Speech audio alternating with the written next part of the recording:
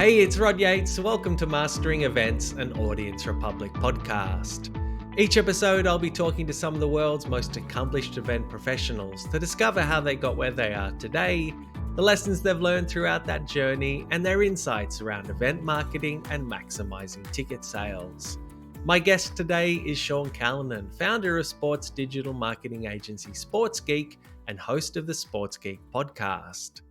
Sean's career began in technology, but as a passionate sports fan, he was always looking for a way to merge the two worlds. Hence, in 2009, Sports Geek was born. Sean has a deep understanding of the sports marketing landscape and includes amongst his clients the NFL, for whom he manages their channels in Australia and New Zealand. Not surprisingly, the focus of this chat is sports event marketing, but you'll have to keep listening to find out how the Spice Girls and Taylor Swift fit into that world. Without further ado, here's Sean Callanan. What was the first sort of major sporting event that you attended, and what are your memories of it? I was a big basketball fan growing up. When I started going to uni, I started going to the Melbourne Tigers games in the NBL when they started going to the Rod Laver Arena. So me and a few mates at uni decided to go, and a few beers in, then we decided to fire up the crowd and start the wave. And so I sort of tell the joke that we were sort of doing fan engagement before the word was invented, in singing songs and getting the crowd fired up. So that's a little bit of, I guess my origin story. But if the biggest event that gives memory is probably going to the Sydney Olympics. It was at that time when ticketing was strange. You had to put in for the ballot, and stupidly, in hindsight, we only put in. We're big basketball fans. We want to see the Boomers play. We want to see the US team, and we only put in the ballot to get those tickets. We didn't spread it out and say, hey, we want to check out athletics and that kind of stuff. So it was a real hit and run mission. Flying up to Sydney, seeing the Boomers, hanging out with a whole bunch of people in the pub, and then going back for the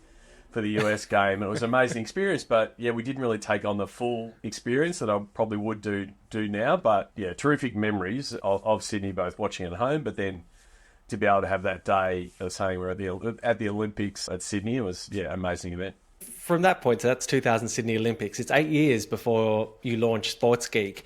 And I believe you were kind of coming from an IT background. Even back in 2000, though, was the goal that you would one day sort of find your way into the sports field? Yeah, I think it was a little bit inevitable. So I studied IT, did a Bachelor of IT at Swinburne, which was a mix of technology and business side. So I was a geek that was able to talk to people who needed the solutions rather than just being in the darkened room tapping away at a keyboard.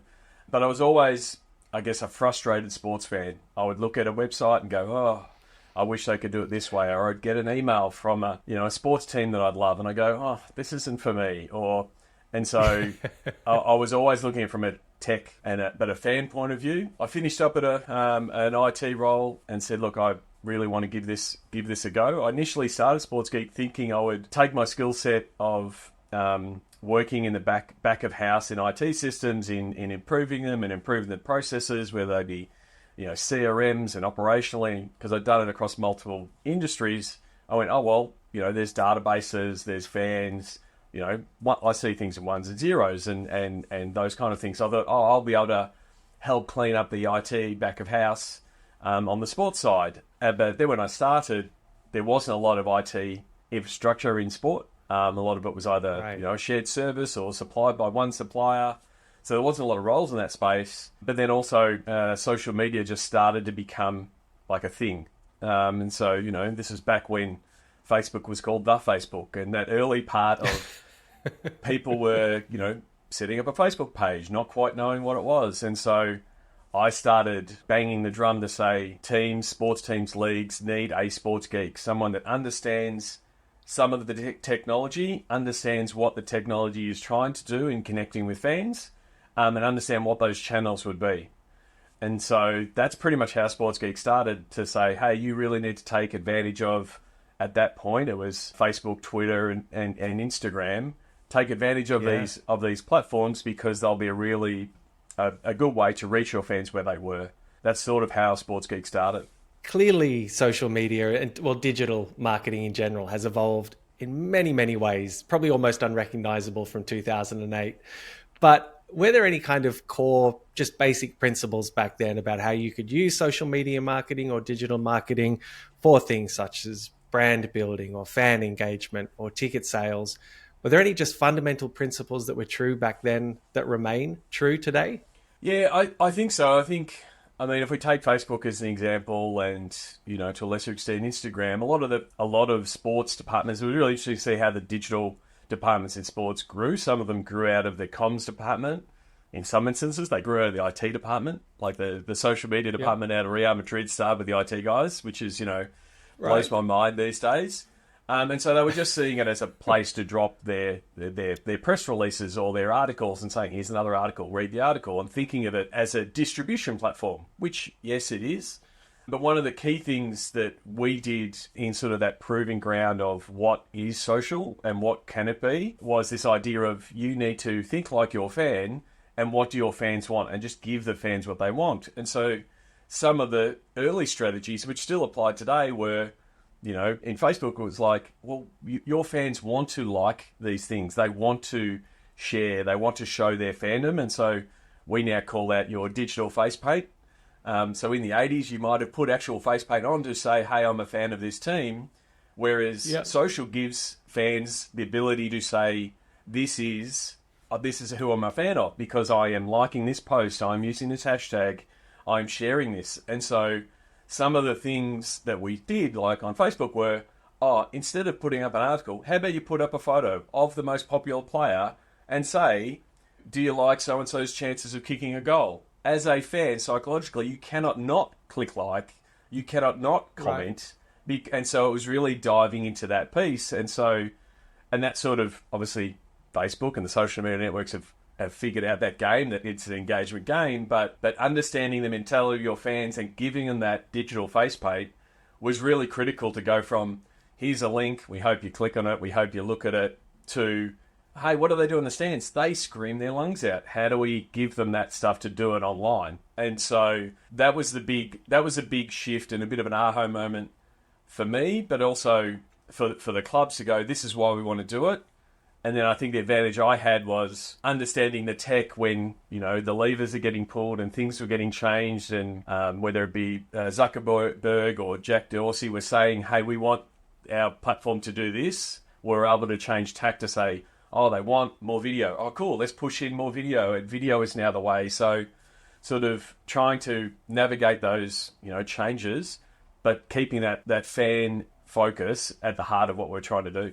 And so fast forward to 2024, what's the landscape now? Where have we landed in terms of the latest changes? Like if you were advising one of your clients on how to use Facebook or Instagram, obviously with that core principle of understanding the fan mentality and acting on that, but what is the most effective way to then use those channels at the moment?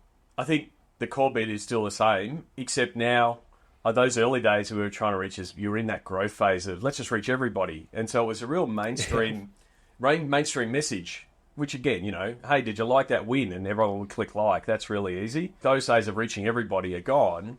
And so when you're looking at, hey, this is a bit of content that we're going to post, we always try to figure out what's that intention for the person that's posting it.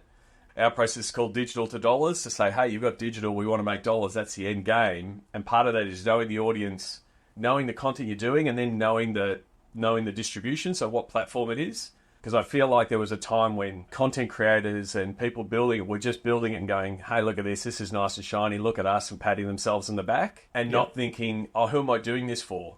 And so the who am I doing this for is really important. And then obviously the platform is important. So now when someone says, we've got some great content, mostly great content will work on most platforms, but it has to be tailored both for that platform and for that audience. So, if we're doing a piece and we've got it, we go, cool, this version and this angle and this take is really good for the older generation on Facebook that is finding out about this piece of pop culture 4 days after everyone else. Right, so that's what Facebook is, and you go, cool, yeah, I saw it on Facebook, great. But then on TikTok, how are you, it has to be shorter and sharper and a tighter edit and, using memes and different humor. And so, you can take that same piece of content, but it's more, the platforms have their own audience profile, but then also the content just has an audience profile. You can just create a piece of content these days that says, this is just for this segment of our fans. And if they're really happy with it, great. Because we can't please everybody. And so, having that intention of, does this hit the mark with this section of fans is really important, because you can't please everyone every time. Of course. Going back to that idea of understanding the fan mentality, how do you try and figure out what the fan mentality is? But some of the organizations and teams that you work with as well, like, who are you seeing doing a really good job of understanding what their fans want, and how are they finding that information?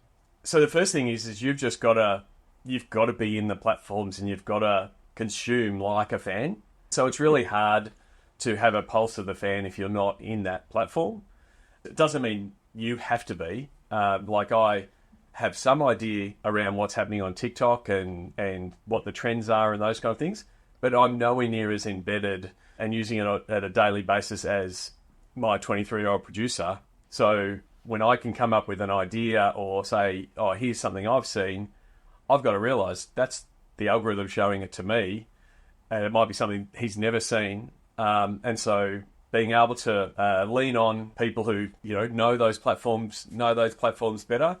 I mean, it presents a really good opportunity. There's a lot of people trying to break into the world of sport. For me, I always say lean into what you know. So if you know how to move the needle on TikTok, then you should be looking into it and putting your hand up. To go back to your question, how do you know what's going to work? It's like following the results. You push something out. There's a little bit of trust the algorithm. You push it out there, and if it goes viral, well, something must have worked. And then digging in a bit of why did it? Who did it hit the mark with? Should we be doing more of that? And it goes back to what's your overall strategy. Are you in a growth phase of, hey, we still want to get new fans? And so that's great. You're going and getting new fans, but you also don't want to neglect your core fans who still are rusted on, still going to stay there, but they want their particular piece of content. So it's a matter of, serving those multiple audiences in what you're trying to do. Yeah. I mean, TikTok, when I speak to a lot of people in the music industry, and obviously TikTok has had a phenomenal impact across the music recorded industry and the music events industry as well. Has its impact in sports marketing been as seismic? It definitely is helping sports connect with that younger audience, which is, very elusive.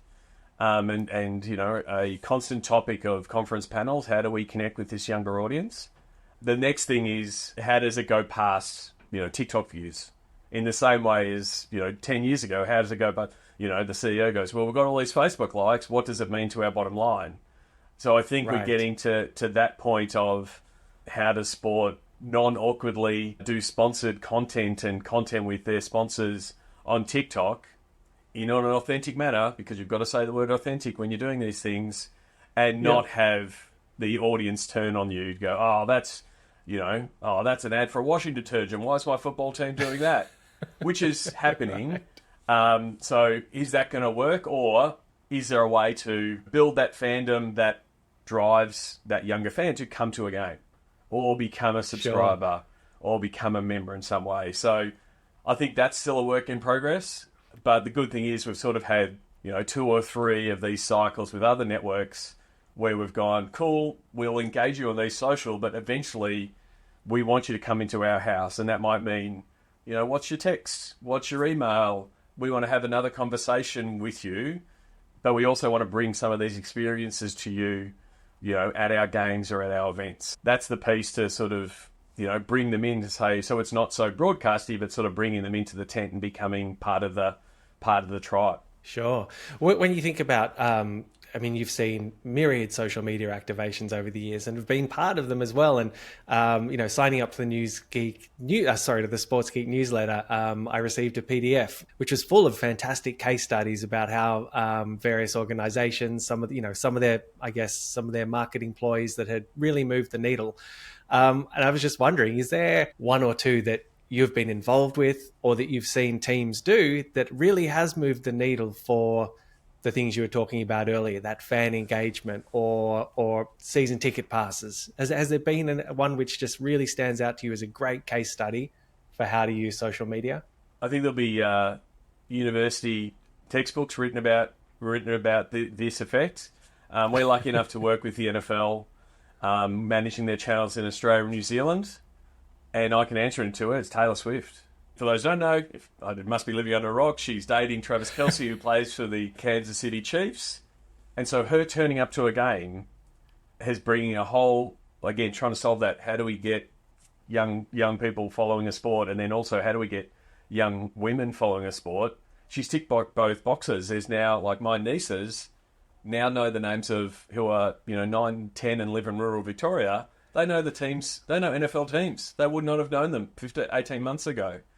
Her fan base is a phenomenon. The way that they mobilise, and so they just crave more content.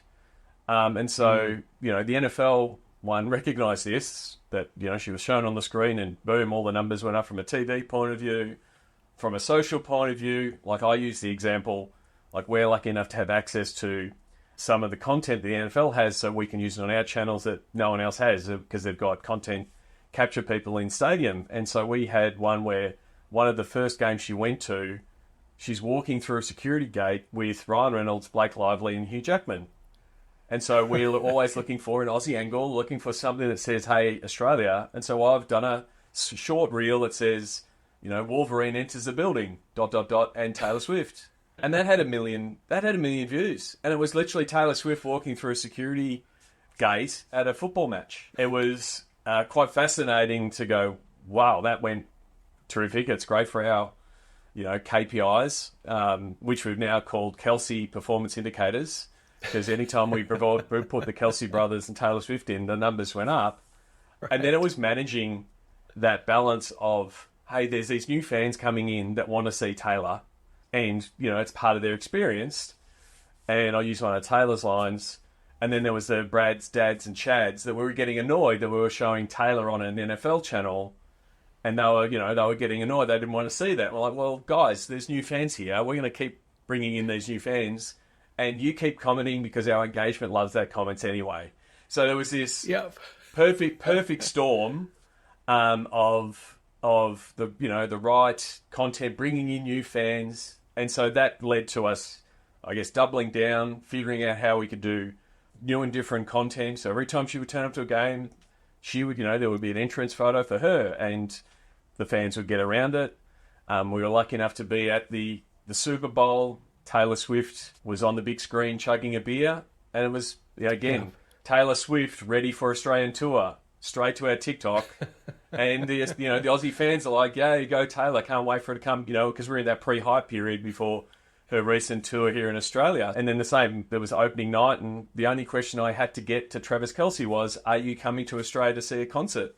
And he replied, right. And that's the clip that you saw on all the TV and news, and that was with our social capture. So I think there's been, studies, I think, in the range of 300 million in media exposure that Taylor has increased for an NFL point of view. And the NFL is a big business, so to make the number move that much, but it just has created more content.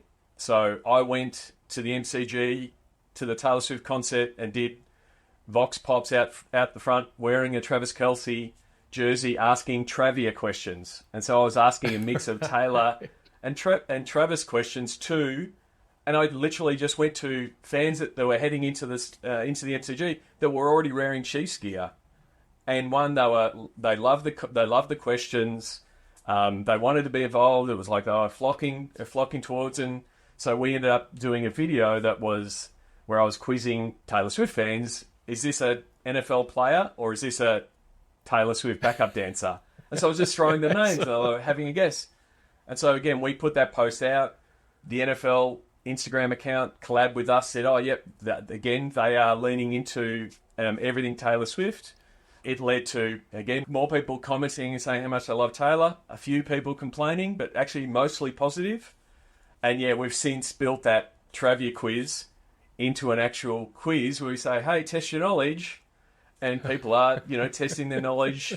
Who's got more Grammy, does Taylor have more Grammy nominations than Travis has TDs? That kind of thing. Right. So it's a little fun quiz that is perfect for that new fan base that would probably never sign up for an NFL, email, but they will, and they have been, when they get served a post that says, hey, test your Travia. And they go, oh, they're still in that euphoric state of I've just seen Taylor Swift. So it's been, super effective and super fun to play in that space, talking to a new fan, and then also educating them to go, knowing that they're coming in via a certain lens and they're only still learning the game. So we're always in that educational mode. It's been really fun to play with. I suppose the challenge for you and for the NFL, of course, is to, once the Swift halo effect wears off, how do we keep these new fans engaged? And is it through education? Is that the way that just by trying to teach people the game, is that where you're seeing the pathway to that? I think so. I think, we never talk about it not happening. So we just want it all to stay because, my year-on-year numbers will be terrible if the Swifties decide to leave the building. But I do think it's like they're now interested and, so telling the stories of the dad that always spends his Sunday afternoon with 7 TVs watching NFL to now have his, daughter there and it's it's a bonding experience. So telling more of those stories and inviting them in and make it a more inclusive space. I don't think we need to do, here's football 101 and as opposed really, to the Swifties. But, I mean, for our account, in that we're always in a growth and education phase. So whether we're educating a Swiftie or whether we're educating an NRL fan or whether we're educating an AFL fan that sort of goes, oh yeah, my mates follow NFL, I don't really get it. Well, we'll try to educate them along the way. So whether it's at the moment they're going through, free agency and there's these tags that get put on players that keep them at a team and not at a team. And so the NFL nerds are like, did Josh Allen get the franchise tag? And they're all geeking out about it. And that's what my producer is doing. I said, that's great. But can you explain it to people who don't get it a little bit more so they go, oh, now I understand why he's staying with our team. Oh, that's good. So, we do little things like that. And again, I'm always sort of the, backstop for my producer who's a big NFL fan. He'll do a couple of posts. I say, cool, can you put names of the players on those posts so more people know who those players are? And that will help. And it's part of, I guess, the NFL's overall strategy to have this helmet off mentality to show more of the faces of the players. So it sort of follows the trends of, the EPL and the NBA where, one, their faces are recognisable because you see them all the time, but the stars are the stars and they're the ones that are driving the sport. So, overall, we want to be having more fans, follow Patrick Mahomes or Josh Allen. And then from an Australian point of view, we want them to be following the Aussie stories, whether it be Jordan Mailata, Mitch Wisnowski and those kind of things. So we want more of those names to roll off the tongues of sports fans because we know it sort of levels up throughout the season. Then playoffs, more people get interested. And then a bunch of people watch the Super Bowl, and normally it's the first game that they watch. So there's a big piece of, oh, cool, we've got these fans, and now we've got 6 months before the next game. So we're going to start talking to them and sort of get them primed to go, oh, cool, we want you to be part of the next season. Absolutely. So, I mean, so far we've been talking a lot about social media, but I think one of the key things with Sports Geek is the Sports Geek newsletter. So I guess, reaching that sort of direct-to-fan communication. I mean, how have you used the newsletter to grow your audience? I've tried my best. I think I've had my lapses in, sending it out. And it's had a few different iterations, both in the way I was using it and also the platforms that were available. So early on, it was effectively a little bit of a curated experience of here's what I've been reading. And so I would get some really good curated content from a whole bunch of trusted people. And then I would go, oh, that's a good article. I'm going to reshare that. Rob shared an article about this. I'm going to share it.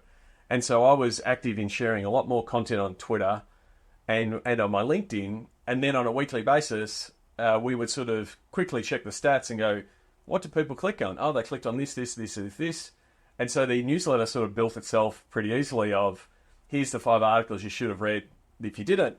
But then when the tools that I was using to find that material vanished because they got bought, acquired, shut down, and then less people are sharing that content on platforms like X, so there's less people posting, oh, those are good art.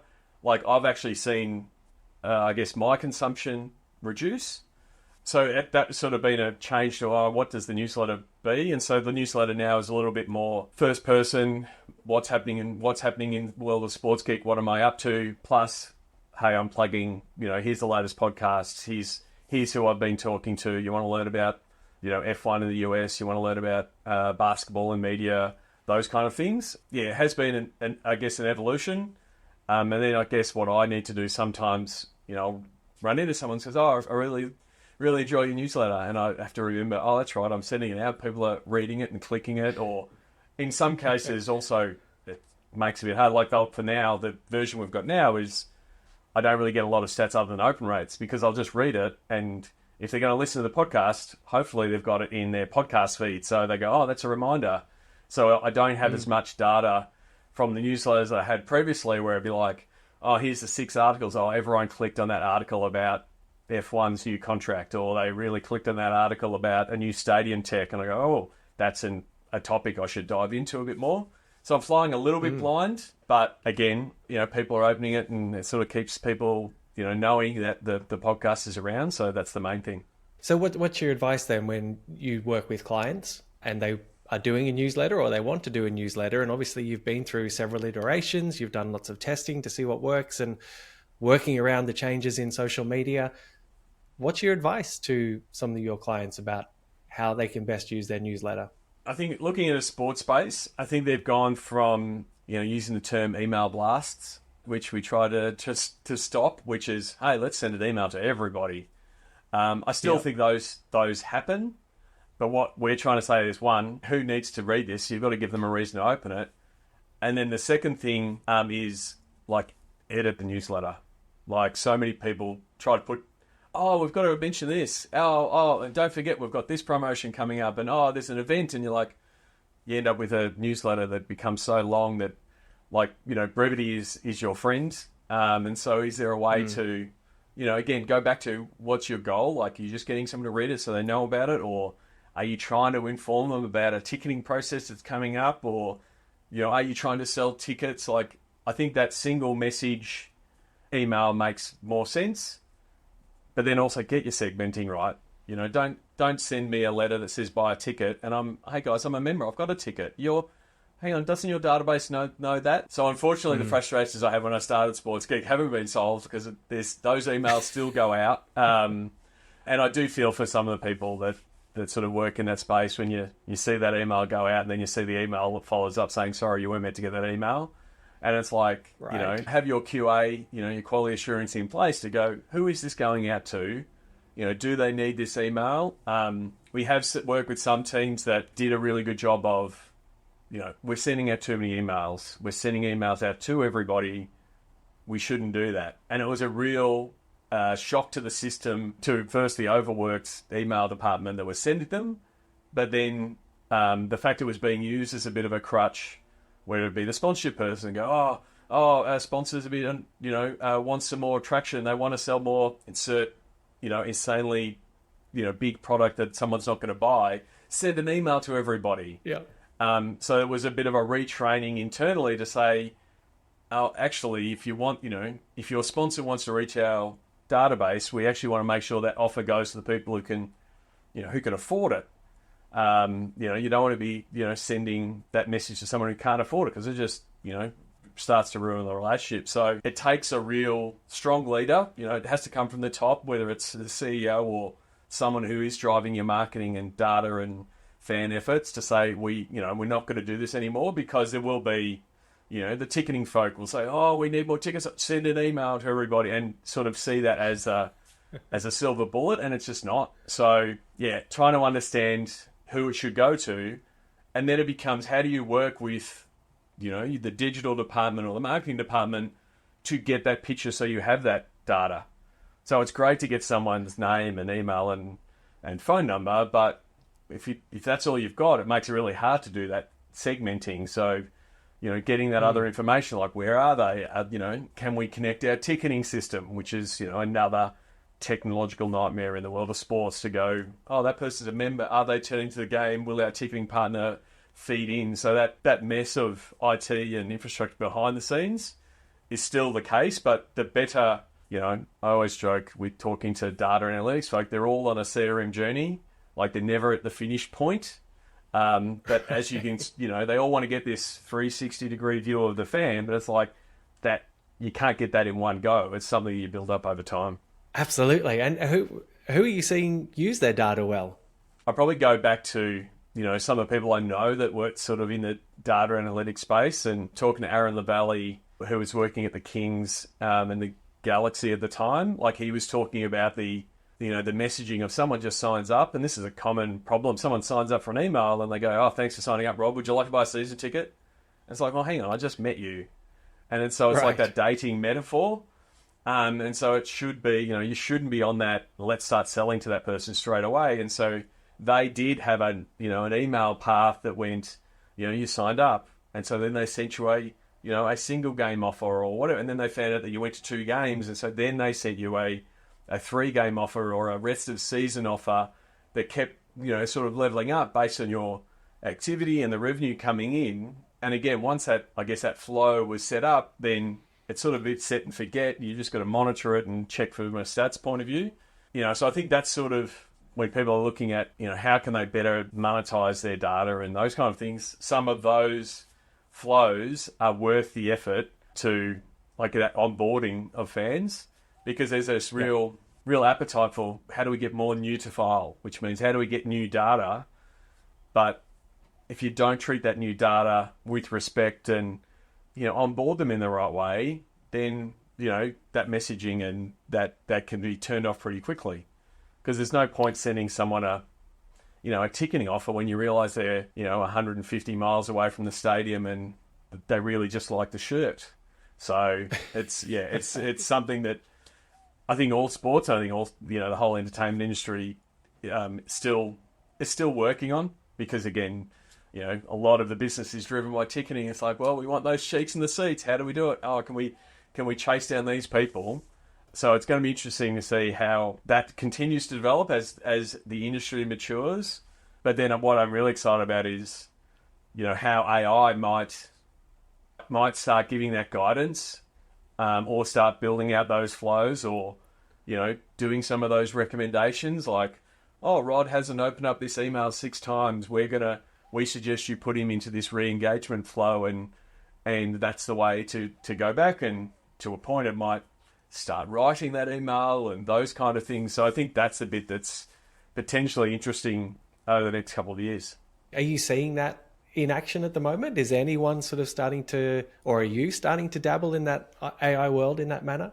Yeah, I think there is. I think it's a combination of AI and machine learning that's sort of definitely in that data space. I've been watching over the weekend, Sloan Analytics Conference, held in Boston with all the data boffins out of MIT. It's on YouTube. You can watch it. And again, they're all geeking out about, where data is headed and how AI can play a part.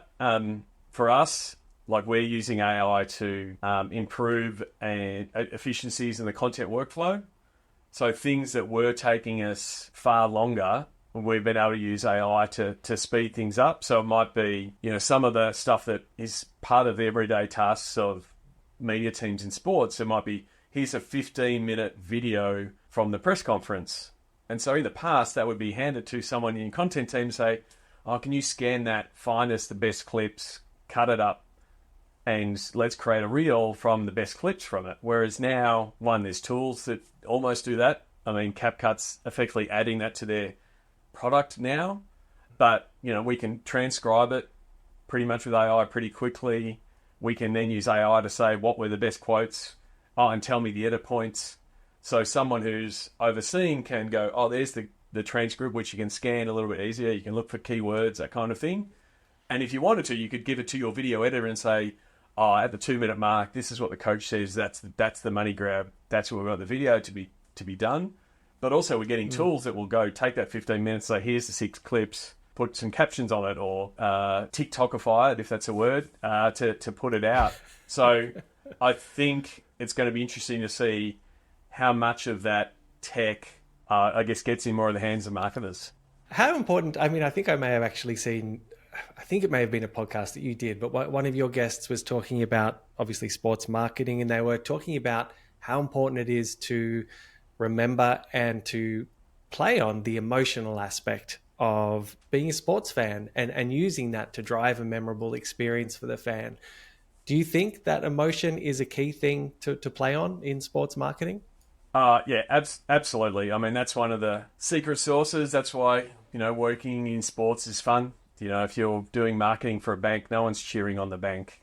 No one's cheering on a telco. Whereas, sports, like I sort of said before, that digital face paint, it becomes part of your identity.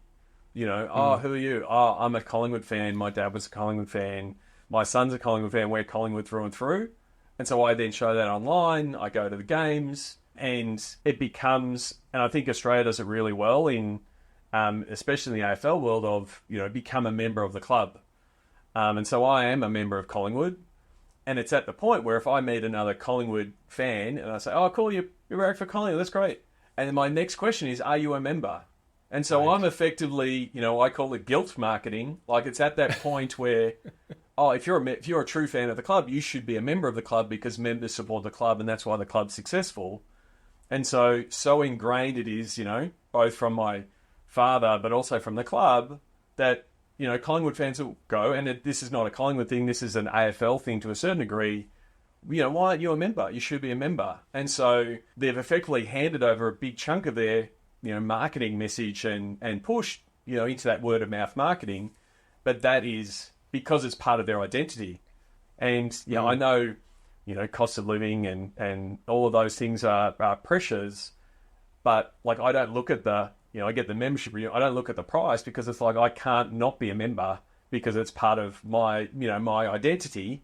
Is there any secret sauce to creating word of mouth? So there's not, but it's back to that listening piece. If you see certain phrases or certain things that the fans are doing and you don't go and reinvent the wheel. So like early on, I remember having a discussion with multiple teams like, what should our hashtag be? We need a hashtag for our team. What should it be? And there was a little bit of, what's our latest brand slogan? We'll make it that. And for the most part, I would just say, what do people yell out from the stands when your team runs out? Oh, they say go Pies, or they say, up the Rabbitohs, or, up the Wars as an example with the Warriors. That's what they yell out. So, cool. Don't overthink it. That's what it is.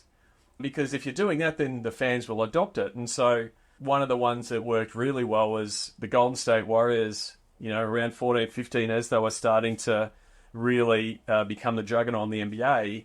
One of the things that Coach Kerr had was this mentality of the whole squad, and he used the phrase strength in numbers. And so that was something that was inside the locker room. And Kenny Lau, who was the CMO at the time, said, I really love that. Hey, Steve, can we broaden this and make it a bit more visible? And so, they sort of said, this is what's on the locker room, that's what the players are seeing. But then the city sort of embraced it and the fans embraced it and went, oh, we're part of these numbers. And so that was one where the fans bought into it because it came from the coach. It wasn't from a marketing brainstorm. It came from, the whiteboard. The fans just ate it up. They bought all the merch. They rallied really loud when it came up on the screen. It became something that was, a real mantra for that team.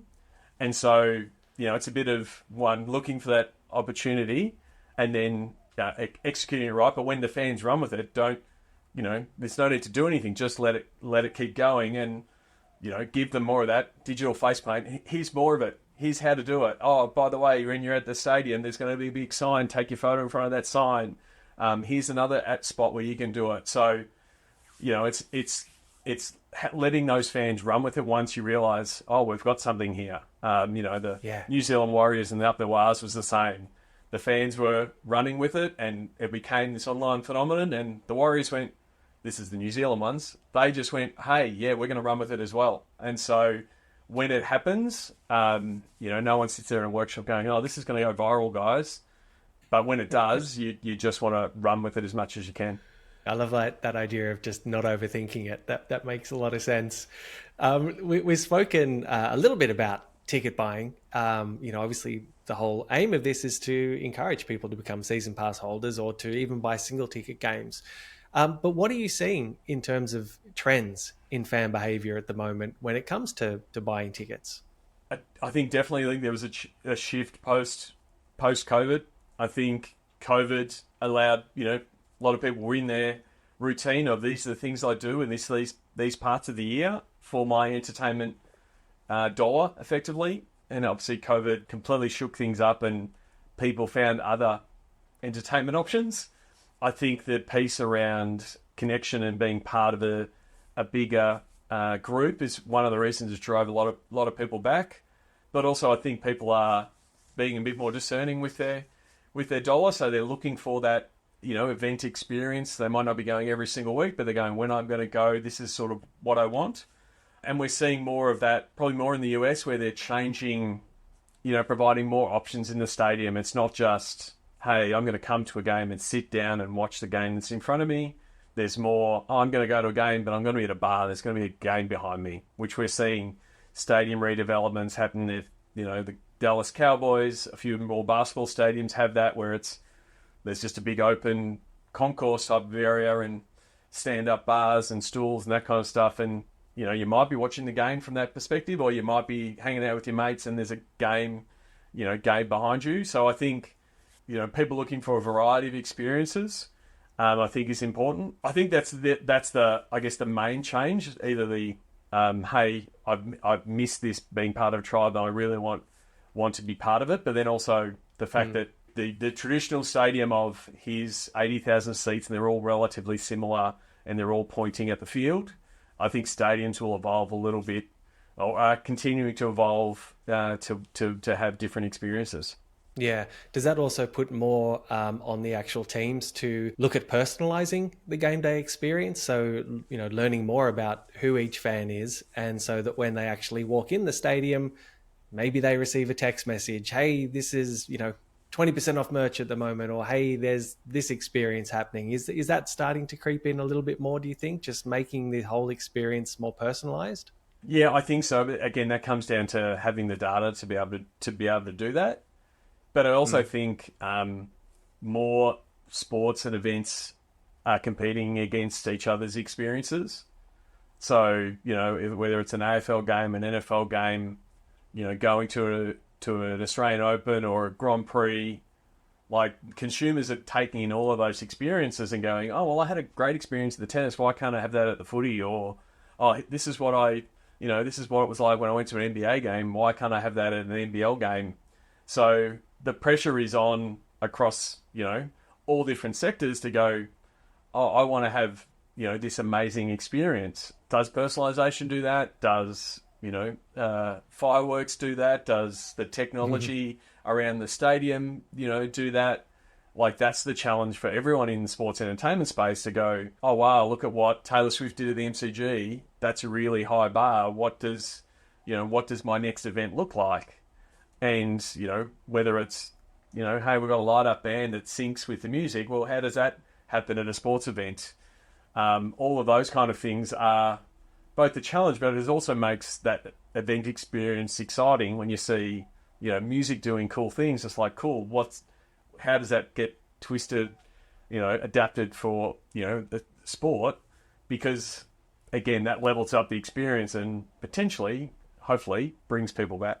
Absolutely. It's interesting. I think it might be the NHL, but quite a few musical acts that I follow on Instagram, every now and again, one of them will pop up at having been the halftime entertainment at an NHL game. And these are big bands as well. And it's always quite interesting that, obviously they're wearing the jersey of the team, who the home team is, and they're rugged up because it's warm in the ice hockey. Yep. Sorry, it's cold in the ice hockey stadium. But I think that's something which I've noticed happening a little bit more in terms of getting actually high profile acts playing at halftime. Definitely. I mean, the best experience is Usher at the Super Bowl. Those music acts don't get paid for their 12-minute performance, but the week after, Usher sells a bucket load of concert tickets. His streams go through the roof.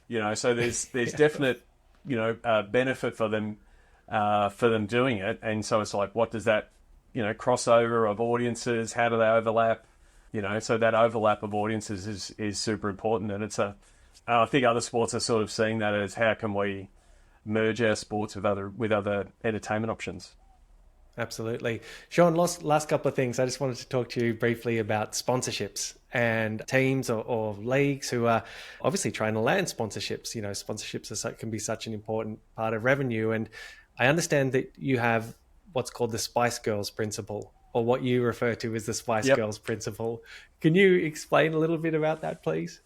So yeah, so a lot of the times, a sponsorship folk will land a sponsor and do so with, here's our big fan base and here's how many people are on our TV, and so it's a combination of we want to get our brand in front of your fans, and then it gets down to trying to execute on what that, how do you best push out that message, and where we bring in the Spice Girl strategy is actually asking the sponsor what they want, what they really, really want.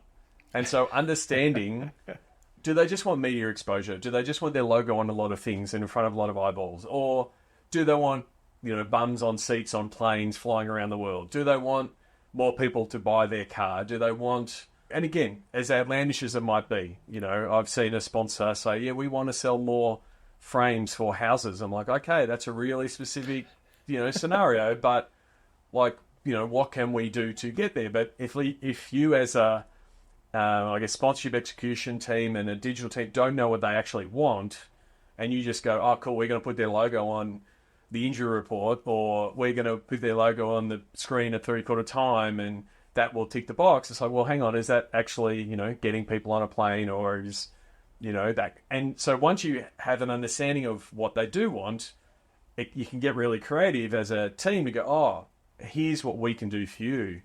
And back to my point of, no one cheers on a bank. We're lucky enough to work in the digital space for sports teams. If you're working in the digital space for, boring big conglomerates, it's like how, it's really hard for them to get likes and engagement on their pages because it's not exciting. It's not the same as, a highlight reel of a touchdown or a goal, that kind of thing. So there's a real opportunity for sports to say, oh, we've got the cool stuff. We've got the players and the highlight reels and the personalities and the charisma of the stars. How can we use that and associate your brand in some way? And some of them are done well. Some of them are, oh, cool, we're going to do an interview with your sponsor in the background. And so that, getting that integration right, it's not easy, but it does enable you to potentially do some creative things. Yeah. Can you think of one activation that just nailed it, either that you've been part of or that you've seen? I think there's a few. I think most of them lean into some humour, and the players sort of showing a bit of their side. There's a San Antonio Spurs local supermarket chain, and I can't remember the name of it, but they've done a long-standing video series with the players doing these humorous skits to a point where the fans are looking forward to the next series, and so it becomes a series that has had longevity, and also the players sort of buy into it year on year. There's, oh, we're going to do this shoot. It's always a fun shoot. Everyone has fun with it. It's done really well. The other one, I think it was in that best cases, the Portland Trailblazers with a travel partner with Air Alaska said, oh, we want photos of fans in Trailblazers gear, but in different parts of the world. And that's been their activation. Send it in and, hey, wear a jersey. And so it's a simple, you do see fans are seeing in photos, but it's like, oh, there's someone in a Blazers jersey and there's the Coliseum. Or there's someone in a Blazers jersey and there's the, there's the pyramids behind us. So there's this one-upmanship from fans that's happening, but now, again, it's a year on year. You sort of want to get to that point where the sponsor goes, that was great, let's do it again, because it starts ingraining with the fans to go, oh, if we're going away for our holiday, oh, that's right, we're going Air Alaska, better pack my jersey. And so if you're getting that association and tie with your fans, then, it's that classic win-win-win. Absolutely. Very last thing, Sean, we spoke briefly about AI before, but do you think there's any other technology that's coming down the pipe in the next 12 to 24 months that's really going to have an impact on sports marketing? Yeah, I think AI will swallow up a lot of that space. There's a lot of talk around, the Apple Vision Pro and the AR space and what will that look like. Goggles and watching things in a VR setting have been around for a while, but it hasn't really taken because there hasn't been, I guess, the content. So it's going to be interesting, I guess, to watch to see if, the Apple Vision Pro, and if the price comes down, it becomes more accessible, because it's a bit chicken and egg. It's like, oh, here's the goggles, but is anyone producing content worthwhile putting the goggles on? Is that going to be sport that does that? It might actually, is it going to be, music that does that? Like, is it going to be a DJ like Fred again is going to record his latest set, and you put on the Vision Pro and you go, oh, cool, that might be the entree in. So I don't think we have there's a lot of hype around it, but there's been a lot of hype, around that space for a while, and we haven't actually had that breakthrough bit of content that says, oh, now it's a valid platform. So I think for the most part it will be, how does AI and the machine learning piece, quicken content production? Like, now there are tools that go quick from highlight, boom, straight to the cut, so there's less time to get things out. I know that we've used products that have helped quicken that process. So I think that will produce a lot more content. So I think that's most likely going to be the thing that everyone's going to keep pushing for the next 18 months. And then I think how do we end up with more tech in that space, like whether it's LLMs that are all on the data that the league has, and do we get a bot that we can quiz for stats and it just comes back to us in a normal language tone and responds back to us? I think that would be cool. I guess how do we sandbox those so that data and that proprietary data ends up in the wider piece? I think that's the piece that people are both struggling with and trying to solve. Right. Exciting times ahead. That sounds very, very interesting. Sean, thanks so much for joining me. Thank you really for your time. I really appreciate it. It's been great to chat. Not a problem. Yeah, really appreciate it. Always happy to geek out about sports and data and marketing and tech. That's what I love doing.